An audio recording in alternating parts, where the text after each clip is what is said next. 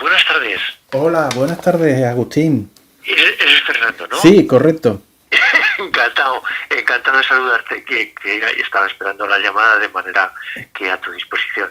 Pues encantado yo y más después de haber leído tu libro.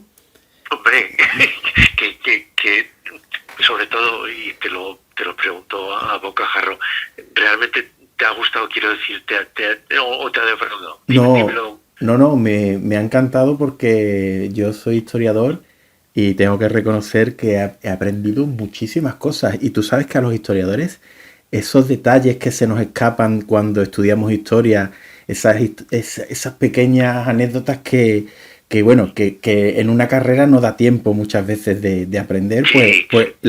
las he descubierto en tu libro. Yo tengo buenos amigos historiadores y siempre tenemos muchas veces este debate de que los historiadores es lógico que estéis muy preocupados por lo que es el mapa, digamos, global y lo que es las macrocifras y lo que son las macrohistorias, y nosotros los que nos dedicamos al arte, las artes, a veces quizá los detalles que concretan todo eso pues nos atraen más, ¿no? Entonces es un viejo debate, pero que yo creo que no es una cosa que se oponga, sino que es complementaria, ¿no? Sí, además, ¿sabes qué, Agustín? Yo creo que este libro, como historiador, ya te digo que lo he disfrutado, pero las personas que no son, vamos, no tienen por qué tener relación con la historia, también lo van a disfrutar porque hay historias muy actuales también, como por ejemplo la bandera de Europa o, bueno, otras muchas más Sí, sí, sí. las van a disfrutar una barbaridad. Lo que sí te quería preguntar, Agustín, es que para escribir un libro así, uno ha tenido que convertir el Museo del Prado en una segunda casa, ¿no? Totalmente. Hombre, son veintitantos años. En el libro creo que digo 23, ahora ya son 24 años que yo he estado yendo al Prado, visitándolo, revisando mis propias ideas y sobre todo en contacto con la gente de la fundación de Amigos del Museo del Prado, que somos unos entusiastas, somos unos militantes, pero que bueno, que lo que queremos en definitiva es que nuestra visión sea cada vez más rica y más plural y más abierta, ¿no? Esa es la idea. ¿Sabes lo que me ha venido a la mente cuando leía tu libro? Es que debería ser obligatorio visitar el Museo del Prado como lo es a lo mejor peregrinar a la Meca, ¿no? Sí, pero yo te diría que sin ponerse de rodillas, es decir, que de pie mirando a los ojos a toda esa gente que ahí está todavía, yo creo que con ganas de decirnos cosas, o sea que yo estoy contra la actitud reverencial y contra las obligaciones, porque este año he visto, yo he sido antes de estar en un departamento de arte, que es a lo que dediqué mis últimos 20 años en la universidad. Antes estuve en literatura, y yo este año, cuando leo centenarios de gente que, bueno, son parte de mi vida, ¿no? Flaubert, la publicación de A la búsqueda del tiempo perdido de Proust, el Ulises de J. Joyce, que tú sabes que es ese libro donde verdaderamente cuando la gente se lo convierte en una lectura obligatoria ya empieza a generar, digamos, anticuerpos. Entonces todo eso yo creo que hay que evitarlo, y convencerles de que, vamos a ver, que esto hay que verlo por el lado de disfrutar, no hay que verlo por el lado de que sea lectura obligatoria. Y creo que esa es una actitud mucho mejor. Es decir, a mí me parece muy bien que la gente que tenga creencias y que tenga creencias muy firmes peregrinen donde haga falta. Pero que al final se postren de rodillas, hombre, pues a lo mejor la actitud es otra. Yo creo que al Museo del Prado no hay que peregrinar de rodillas, hay que peregrinar con decir, bueno, vamos a ver qué me dice toda esta gente, que parece ser que pintaban bien, que parece ser que tenían una mirada sobre el mundo que, bueno, no eran unos mindunguis, no, pero es que no eran mindungui, Goya no era un mindungui, ni Rubens, ni tampoco era un mindungui el Bosco. Entonces, esa gente me sigue diciendo cosas y me lo dice con imágenes, que además es un lenguaje universal, inmediato, que no es que sea transparente, pero sí que es un lenguaje que digamos que siga teniendo muchísima vigencia y traspasa los siglos. Y yo he ido por ahí, ese es el camino que he intentado explorar. Yo te digo que después de leer tu libro, yo desde luego tengo mucho más aliciente para visitar el Prado, ¿no? Bueno, y sobre todo porque cuentas una cantidad de secretos que hay escondidas en los cuadros, ¿no? Y es algo que me ha sorprendido porque como un bodegón puede ser un verdadero campo de batalla, ¿no? Nunca volveré a ver un bodegón como lo he estado viendo hasta ahora después de haber leído tu libro. Los bodegones son un terreno que está planteado como indudablemente más cercano a tu vida cotidiana. Todos comemos y los bodegones suelen hablar de lo que comemos, lo que bebemos, lo que tenemos inmediatamente delante de los ojos todos los días. Es decir, no todos los días todos vamos a las Termópilas ni a ganar una batalla ni a salvar el mundo, pero todos los días todos comemos y bebemos. Entonces el bodegón efectivamente se nos acerca con un registro de puntillas, de hablarnos más de tú a tú, de interpelarnos más en sordina, pero no hay que olvidar que cuando vemos muchos de esos bodegones en los que hay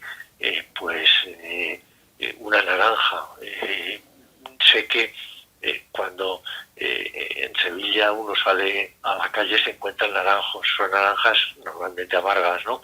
Pero y que las trajeron los árabes, pero ya eso significó un punto importante que indica que el simple hecho de traer la naranja que procedía de Oriente a Occidente, pues al andaluz ahí desempeñó un papel fundamental. Pero luego hubo una segunda oleada de naranjas que son las dulces, que es las que hoy ya normalmente tenemos en la mesa. En las naranjas amargas normalmente solo se utilizan para hacer mermelada, ¿no? Pues indudablemente eso indica que hubo muchas naves portuguesas, españolas, ibéricas desplegadas hasta Extremo Oriente, hasta China. Hablamos de naranjas de la China, hablamos de las mandarinas. Entonces, pensar que simplemente que en tu mesa hay una naranja es algo inocuo es, pues, creer que la historia se te dio repatingado en tu casa. No, que va. El bodegón te habla de cosas que, aunque sean de diario, no son cosas banales ni son cosas que no hayan tenido su importancia en la historia. Y si tienes en la mesa pimienta, si tienes nuez moscada, si tienes las especias, pues quiere decir que por encontrar esos ingredientes que no eran imprescindibles para la vida, pero la gente es que quería no solamente alimentarse, no solamente comer, la gente quería, cuando se sentaba a la mesa, hacer un acto de cultura, pues eso significó que se descubrió América. Y también, ¿qué te voy a decir? Sevilla sería la misma si Cristóbal Colón no hubiera emprendido ese viaje en busca de las especias por una ruta alternativa a los portugueses. Pues Sevilla sería otra cosa, y Europa y América y el planeta una cosa muy diferente. De manera que ojo con el bodegón, porque detrás hay, bueno, pues mucha tela marinera, y nunca mejor dicho lo del marinero, ¿no? Hablábamos de ir a visitar el Museo del Prado, o ver cualquier cuadro mirándolo con otros ojos después de leer tu libro, porque según podemos ver hay cuadros que guardan secretos, y más que anécdotas, realmente hay tantos cuadros en el Museo del Prado que guardan tantos secretos. Y si me puedes decir alguno, por poner un secreto. Sí, sin duda. Es decir, que en contra de lo que se suele pensar, uno piensa, bueno, en el Prado hay cuadros que normalmente procedían de las colecciones reales, por lo tanto un cuadro que estaba en una colección real, lo normal es que declarase aquello que quería decir de una manera muy explícita. Bueno, sí y y no. Es decir, vamos a poner un ejemplo de un cuadro que si uno va al Museo del Prado piensa que es imposible un cuadro más oficialista, Las Meninas. Las Meninas es un cuadro que está en el lugar privilegiado del Museo del Prado, que es un cuadro que pinta el pintor del rey, Velázquez, que pinta a la familia real, es decir, está Velázquez ejerciendo justamente el oficio que a él más le incumbe, más le concierne, pero en Las Meninas hay un montón de detalles que están muy lejos de declarar a la primera lo que quieren decir. Y, por ejemplo, en la pared del fondo, es decir, la pared del fondo es la que está detrás de Velázquez en penumbra, hay dos cuadros que están absolutamente escondidos porque gracias a la perspectiva aérea Velázquez los ha puesto más desvaídos de lo que puede ser el primer plano. El primer plano está obviamente ocupado por la infanta Margarita, y ahí está el mito del rey Midas. Y el mito del rey Midas es un mito que, entre muchas cosas, habla de que este rey podía convertir en oro todo lo que tocaba, pero Velázquez le da la vuelta y lo que viene a decir que lo importante no es que convirtiera en oro todo lo que tocaba, porque eso se convirtió en una desgracia, porque intentaba comer algo, tocaba ese alimento, se convertía en oro y no lo podía comer, sino que lo importante era quién daba forma al oro, porque el oro en sí, por muy valioso que sea, si no hay un artista que le da forma, no tiene el valor, por ejemplo, del toisón de oro. Entonces, verás que lo que quiere decir es que el artista, el pintor, el que le da forma, es tan importante como la materia prima. Entonces, que no solamente la materia, sino la forma, la idea, es lo que verdaderamente cuenta. Y eso es lo que viene a reivindicar Velázquez, que es un cuadro que normalmente, si uno no se fija, no lo ve. Pero está en Las Meninas, y a pesar de que todos creamos que conocemos todos los rincones de Las Meninas, tenemos que verlo con esos ojos para poder extraer todo lo que quiere decirnos Velázquez. Agustín, en tu libro, en un momento dado, hablas del Museo del Prado como un museo nacional. ¿A qué te refieres exactamente? Pues en que hay varios tipos de museos. Los grandes museos, ahora vamos a hablar, el Prado está en primerísima división, es decir, el Prado es uno de los mejores museos del mundo. En cuanto a pintura, posiblemente sea el mejor, o algunos piensan que puede estar por lo menos entre los de primerísima línea. Entonces hay museos de ese tipo que no cuentan un país. Por ejemplo, el Louvre no cuenta Francia. El Louvre cuenta la historia del arte. Es una especie de enciclopedia de historia del arte. Tú entras en el Louvre y no es casualidad que en el Louvre te reciba la entrada sea una pirámide, porque realmente tienes arte egipcio, tienes esculturas como el escriba egipcio, tienes tumbas de faraones, tienes arte griego, tienes la Victoria de Samotracia, que obviamente todos hemos visto en los manuales, porque la Victoria de Samotracia es uno de los grandes símbolos del arte griego. Tienes también la Gioconda, es un símbolo del Renacimiento, de Leonardo. El Louvre no cuenta Francia, cuenta un resumen de la historia del mundo, pero el Prado lo que cuenta es España, es decir, son las antiguas colecciones reales que en un momento determinado, al contar España, en cierto modo también cuentan el mundo, pero lo cuentan de otra manera. No lo cuentan porque pretendan ser una enciclopedia de todo lo que sucedió en el arte universal, sino que cuáles fueron los avatares, las derrotas, los logros, los fracasos, las luces y las sombras de un país para implicarse de esa manera en Europa y también en el resto del mundo. Entonces, al contar eso nos cuenta a nosotros. ¿Por qué hemos llegado donde estamos? Hemos llegado donde estamos porque sucedió todo esto. Y si queremos un álbum de familia, una especie de secuencia de lo que nos ha traído hasta aquí, ese museo identitario es el Prado. Y eso le da un carácter aparte de otros grandes museos del mundo. Hemos hablado de todas las historias que tienen estos cuadros en el museo, pero en tu libro también hablas un poco de ese Museo del Prado que también tiene sus historias, porque yo me he quedado asombrado al saber que Tony LeBlanc trabajó, bueno, y digamos que casi nació en el Museo del Prado, ¿no? Nació en el Sí, Museo del Prado, nació porque es que... en la sala de tapices, porque Tony LeBlanc era hijo de un conserje del Museo del Prado. Y en aquella época estamos hablando de los años 20, que es cuando nace Tony LeBlanc, del siglo pasado, es decir, estamos hablando de hace un siglo. En esa época los conserjes vivían todavía en el edificio del Museo del Prado. No solamente trabajaban, vivían en el Museo del Prado. Y entonces Tony LeBlanc nació en la sala de tapices porque su madre se puso de parto y como vivía allí, pues allí vino al mundo. Y además luego Tony LeBlanc fue ascensorista. En esa época los ascensores no iban en automático como ahora estamos acostumbrados, sino que había un ascensorista, porque los ascensores eran todavía artefactos que había que manejar con un cierto cuidado. Y él se crió allí, lo contó en varios momentos, y en sus ratos libres, porque en aquella época los museos los visitaba muy poca gente, no tiene nada que ver con ahora, practicaba claqué. Y todavía algún viejo amigo de Tony LeBlanc ha contado cómo mientras esperaba que viniera el siguiente cliente, entre comillas, el siguiente visitante del Museo del Prado, al que tenía que llevar en el ascensor, él practicaba claqué por el Museo del Prado, lo que no deja de ser un privilegio, es decir, nacer en el Museo del Prado y practicar claqué en el Museo del Prado, pues qué duda cabe que Tony LeBlanc en ese aspecto fue un privilegiado. Cuentas en La vida secreta de los cuadros, además de contar, demuestras que los cuadros tienen una historia detrás, además de la que se puede ver a simple vista. ¿Es esta la idea principal que querías transmitir o pretendías además alguna otra?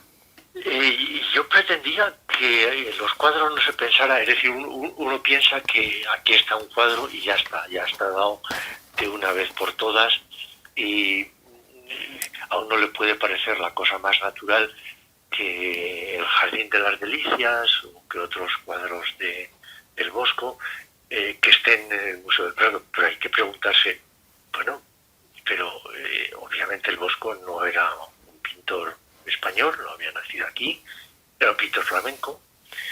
¿Cómo es posible que este cuadro, es más, no solamente este cuadro, muchos de los principales de las principales pinturas del Bosco estén en España? Bueno, entonces uno empieza a tirar del hilo y se encuentra con un rey que es Felipe II, que es un apasionado del Bosco, que verdaderamente el Bosco es un pintor que a él siente que su mundo interior está plasmado en esas pinturas, y tirando del hilo uno se pregunta, bueno, ¿cómo es posible que Felipe II sea a la vez un apasionado del Bosco y de Tiziano, que son dos pintores tan absolutamente distintos? El uno es del norte, el otro es veneciano, es del sur. El uno es un pintor en gran parte mental, que representa infiernos, purgatorios, estados anímicos ciertamente conflictivos. Tiziano es pura luz, es pura sensualidad. Esa es la mente del hombre más poderoso del mundo y del hombre que rigió los destinos durante mucho tiempo, porque fue un rey longevo.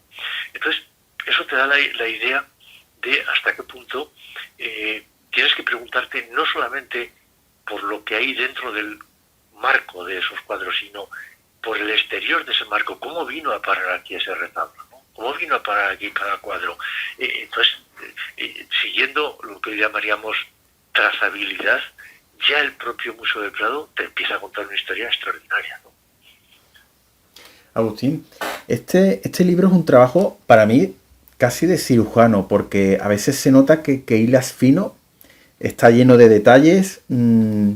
Es un libro que se ha escrito en el tiempo o ha sido un trabajo acotado. Es un libro que resulta de un trato y familiaridad de casi un cuarto de siglo con el Museo del Prado. Yo he estado durante 24 años, he estado trabajando codo con codo con la Fundación de Amigos del Museo del Prado, a la que pertenezco, para compartir con los 40.000 socios que componemos la fundación, compartir esta pasión por el Prado. Entonces, nosotros siempre intentamos entender mejor lo que hay allí. Siempre compartimos las impresiones, las dudas, todo lo que nos pasa por la cabeza. Y lo bueno es que cuando escribir el libro, redactarlo materialmente, quizá me ha costado algo más de 2 años, pero estos 24 años previos han sido fundamentales en el sentido de que yo he tenido interlocutores. Es decir, yo no he escrito este libro en el vacío, diciendo a ver si esto puede interesar a unos hipotéticos lectores. He tenido antes una serie de gente a la que me he dirigido en forma de conferencias, en forma de coloquios, de debates, de publicaciones, de cursos. Entonces, cuando ha llegado, el libro ha llegado muy rodado, porque yo me he dado cuenta donde yo lo hacía aceptablemente bien, yo lo hacía mal, desfallecía. Entonces, el libro ha madurado en la medida en que yo he visto que cada tema pedía su propio tiempo, su propio tempo y su propio tratamiento, ¿no? Agustín, se nota que eres profesor digamos, o catedrático de audiovisuales, ¿no?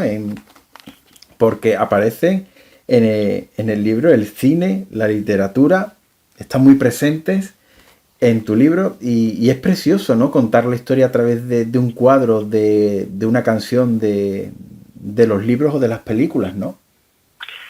Bueno, mira, te digo, por ejemplo, la experiencia que tuve en el año 1997, que era el aniversario de Velázquez, el centenario de Velázquez. Recuerdo que Canal Sur y Canal Plus hicieron una coproducción, una película documental que era para justamente homenajear a Velázquez, y me encargaron que escribiera el guión, y yo en ese momento era profesor de historia del cine, soy guionista también y además novelista. Entonces, digamos que el encargo era clarísimamente poner ante un público que en principio seguro que tenía un gran interés por Velázquez y seguro que conocía sus imágenes, decir, bueno, este señor es todo lo importante que ustedes efectivamente creen que es,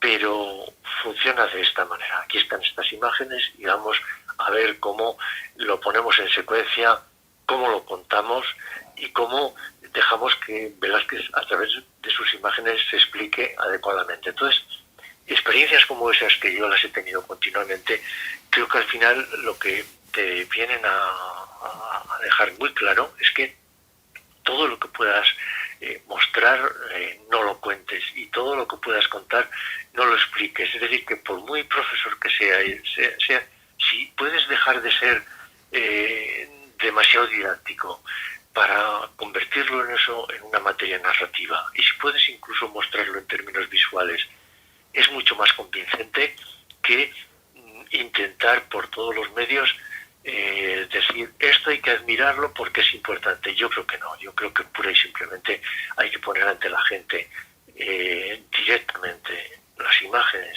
de estos grandes artistas, intentar quitarse del medio para que pueda haber una comunicación directa, y tú articularlo de manera que al final, cuando alguien lea un libro, lo disfrute, y tú no interferir, sino procurar ayudar a que ese contacto entre el artista, el Museo del Prado y el lector sea lo más fluido posible.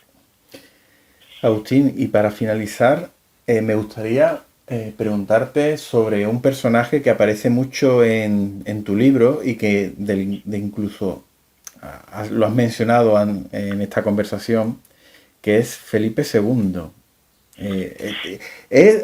Felipe II, respecto al Museo del Prado, ¿qué figura representa? Felipe II es el que en cierto modo acomete esa colección. Todos quizá tenemos presente, porque se celebró justamente en el año 2019 los 200 años del Museo del Prado, que el Museo del Prado lo inaugura Fernando VII en el año 1819. Pero evidentemente le preceden una serie de colecciones. ¿quién es quizá el personaje, el núcleo, el gran núcleo del Museo del Prado? Felipe IV y su pintor Velázquez. Velázquez es el señor que va a comprar cuadros a Italia para el fondo de lo que en ese momento es el Palacio del Buen Retiro, que luego pasa a ser el Museo del Prado. Pero si hubiera que decir, muy bien, pero antes de Felipe IV había algo, sí, había las colecciones reales y en concreto la de su abuelo Felipe II. Entonces, el embrión, el antecedente, los Reyes Católicos. El pistoletazo de salida, Felipe II. La consolidación, Felipe IV y Velázquez, que es quien le compra cuadros en 2 viajes a Italia. La inauguración, Fernando VII en 1819. Entonces, está muy claro que el gran núcleo del Prado, a quien debemos, por ejemplo, el Bosco o Tiziano, Felipe II, a quien debemos los Velázquez,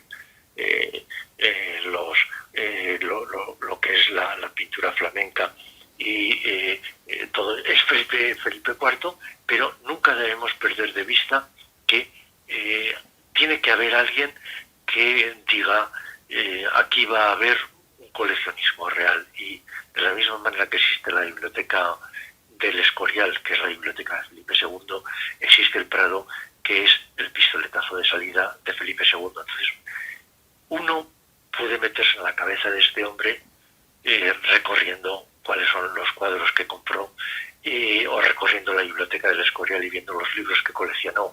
Y un rey así puede tener mejor o peor prensa, pero indudablemente no era ningún simple y era un hombre realmente fascinante. Pues Agustín, me preguntaba si al principio de esta conversación si me gustaba o me había gustado La vida secreta de los cuadros. Yo espero que con esta respuesta que te voy a dar, de que me falta tiempo para poder hablar contigo de este libro, responda a tu pregunta. Pues sí, por supuesto, y te lo agradezco muchísimo, Fernando. Es decir, que uno escribe los libros justamente pensando en este tipo de interlocutores y, por lo tanto, pues que te agradezco mucho esta conversación que acabamos de tener. Pues vamos, ha sido un verdadero placer. El placer y el gusto ha sido mío. Un abrazo. Un abrazo, Agustín.